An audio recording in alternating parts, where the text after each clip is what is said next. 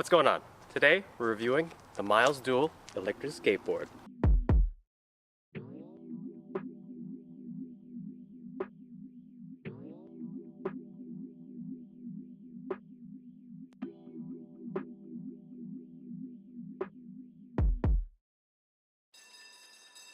Compared to your typical electric longboard, the Miles Dual is much more compact. Its closer rivals are the Boosted Mini, the Luboard, and the Acton Blink series. All the components are built in the actual board itself. It's definitely a sleeper e-skateboard. The Miles Dual remote also looks pretty good. Although it seems quite light, it fits in the hand nicely. The throw of the throttle is good, and the board responds well. What I really love about this remote is the display screen that indicates not just the battery life of your board and the remote, it actually shows you the speed, the distance traveled per trip, and total distance traveled on the board. I have yet to lose connection to the board, which is a big no-no if you plan to take this thing outside of the neighborhood. Powered by two hub motors, the acceleration is almost at par with my Boosted V2 Dual. Acceleration is smooth and can be aggressive when you want it to be. This board has gotten me up to 20 miles per hour without a problem. I'm definitely surprised. At a length of only 27 inches, this is such a nimble electric skateboard, and when at high speed, the board actually feels very stable.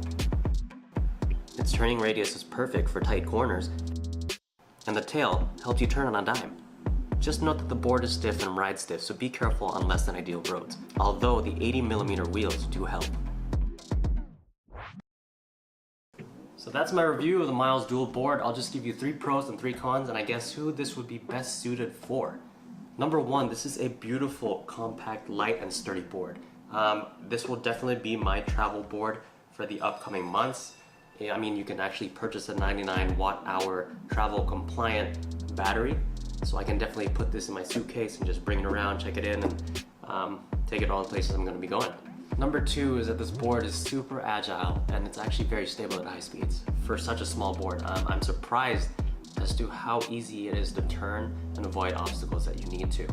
The last pro is that even without power, this thing rolls like no other. I mean, I can definitely get the range that I need to with this board. For anything, there are always cons. So my 3 cons are, first, this board, because it's hub driven, it might face trouble going up hills compared to, your belt driven electric skateboards. The second con is, maybe it's because of the ESC, but I feel like the braking is a little bit weak. Or I'm not used to it compared to, other belt-driven boards.